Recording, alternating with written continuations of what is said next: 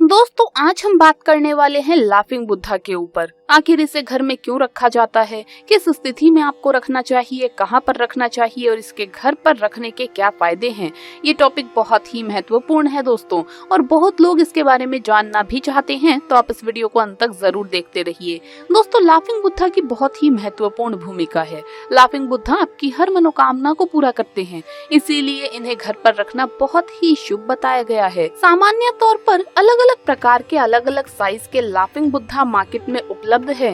किसी के हाथ में बही खाते हैं तो कोई मस्त मौला दिखाई देता है। आपके लिए कौन सा लाफिंग बुद्धा सही रहेगा, कौन सा लाफिंग बुद्धा है जो कि आपकी हर मनोकामना पूरी करेगा, सही प्रकार का लाफिंग बुद्धा भी खरीदना आपके लिए उतना ही जरूरी है जितना कि घर में रखना।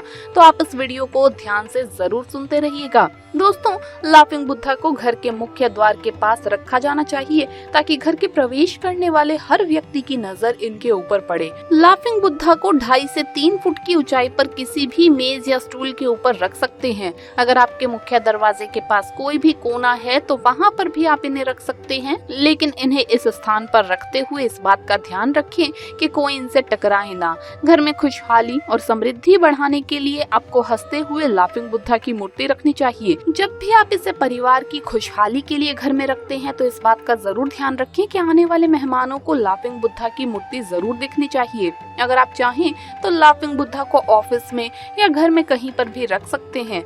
हर जगह की आमदनी बढ़ती है और सुख समृद्धि बढ़ती है, और अगर आप अपने ऑफिस में रखते हैं तो आपका मान सम्मान भी बढ़ता है। ऐसे में आपको दोस्तों वही लाफिंग बुद्धा खरीदना चाहिए जिसके हाथ में थैला हो, लेकिन थैला हो तो भी आपको ये ध्यान रखना है कि वो थैला खाली नहीं होना चाहिए। थैले में रखा हुआ सामान बाहर तक दिखना चाहिए। आपको वही लाफिंग बुद्धा खरीदना चाहिए। सामान्य तौर पर देखा जाए तो लाफिंग बुद्धा की मूर्ति मिट्टी से बनी होती है, लेकिन अगर आप चाहें तो धातु की बनी हुई लाफिंग बुद्धा की मूर्ति भी रख सकते हैं, लेकिन इसका प्रभाव अलग होता है। कई बार क्या होता है कि कुछ व्यक्ति सेल्फ डिसीजन नहीं ले पाते।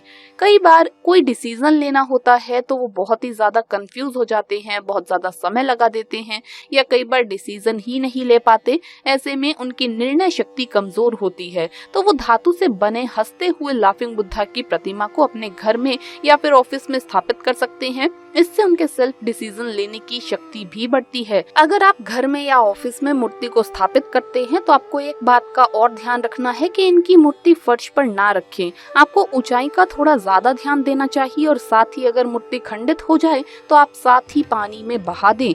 मूर्ति को रोजाना साफ करना चाहिए। मूर्ति के ऊपर गंदी धूल मिट्टी नहीं होनी चाहिए। आपको इनकी पूजा की ओर विशेष रूप से ध्यान देना चाहिए।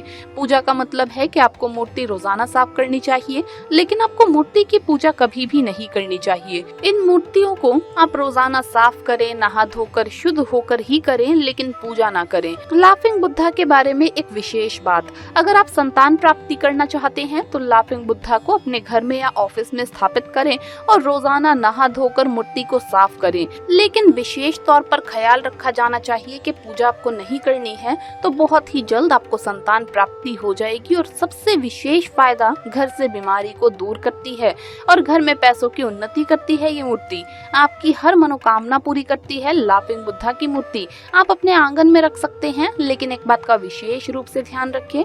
आपको फिर से बता रही हूँ कि जमीन के ऊपर, बाथरूम में या डाइनिंग टेबल में, रसोई घर में, बेडरूम में आपको मूर्ति को नहीं रखना है। दोस्तों, हमारे हिंदू धर्म में नए घर को बनाने के लिए वास्तु शास्त्र के अनुसार उस घर का नक्शा लिया जाता है, लेकिन कई बार हमारा घर वास्तु शास्त्र के हिसाब से नहीं बन पाता, जिस कारण घर में वास्तु दोष उत्पन्न होते हैं। वास्तु दोष के कारण घर में रोजाना झगड़े, मनमुटाव, कलेश और आर्थिक परेशानियां आती रहती है। वास्तु दोष के कारण ही घरों में दुख, पीड़ा और पारिवारिक बाधा आनी शुरू हो जाती है। इसीलिए सभी विद्वान नया घर बनाने से पहले वास्तु शास्त्र के नियमों का पालन करने की सलाह देते हैं। अगर आपका घर वास्तु के हिसाब से बना होता है तो आपके घर में माँ लक्ष्मी का वास सदैव बना रहता है। आपके परिवार को दुख और पीड़ा कभी छू नहीं पाएगी। लेकिन अगर वास्तु के अनुसार आपका घर ना बना हो तो ऐसे में वास्तु दोष को दूर करने के लिए आपको कुछ उपाय जरूर कर लेने चाहिए। तो चलिए जानते हैं उन महत्वपूर्ण नियम और उपाय के बारे में। पहली बात, वास्तु के अनुसार घर बनाने का पहला नियम है कि घर का मुख्य द्वार हमेशा पूर्व दिशा में होना चाहिए। इससे घर में सुख, शांति और समृद्धि बनी रहती है। साथ ही कभी भी घर का मुख्य द्वार दक्षिण या पश्चिम दिशा में नहीं होना चाहिए। इससे घर में नकारात्मक ऊर्जा का संचार होने लगता है। ये भी ध्यान में रखना चाहिए कि कभी भी घर का मुख्य द्वार किसी तिराहे के सामने नहीं होना चाहिए। लेकिन अगर आपके घर के मुख्य द्वार से जुड़ा कोई भी वास्तु दोष अगर आपके घर में है या कोई भी अन्य वास्तु दोष है तो ऐसे में बिना तोड़फोड़ किए कैसे आप अपने घर के वास्तु दोष को दूर कर सकते हैं, आगे इस वीडियो में हम जानेंगे। लेकिन उससे पहले आइए जान लेते हैं ऐसे ही अन्य वास्तु नियम के बारे में। दूसरी बात, वास्तु का दूसरा नियम ये कहता है कि रसोई घर मकान की सबसे महत्वपूर्ण और पवित्र जगह होती है। रसोई घर को घर के आग्नेय कोण अर्थात दक्षिण और पूर्व के मध्य की दिशा में बनाना चाहिए। इस दिशा में रसोई घर बनाना सबसे अधिक लाभदायी होता है। इससे रसोई घर की सारी सकारात्मक ऊर्जा घर में फैल जाती है, जिससे घर में कभी भी सुख और शांति की कमी नहीं आती। तीसरी बात, वास्तुशास्त्र का तीसरा नियम पूजा घर से संबंधित है। पूजा घर घर का सबसे पवित्र स्थान होता है। इस स्थान पर घर के सभी देवी देवता निवास करते हैं। अगर ये स्थान वास्तु के अनुसार ना बना हो तो आपके द्वारा की गई किसी भी पूजा का आपको कोई फल नहीं मिलेगा, जिस कारण घर में दरिद्रता और बीमारियों का वास होने लगता है। पूजा घर के लिए वास्तुशास्त्र में सबसे उचित स्थान ईशान कोण को बताया गया है। इसीलिए हमेशा घर का निर्माण करवाते समय पूजा घर को ईशान कोण अर्थात उत्तर और पूर्व के मध्य की दिशा में बनवाना चाहिए। चौथी बात, वास्तु का चौथा नियम ये कहता है कि शौचालय घर की सबसे पवित्र जगह होती है।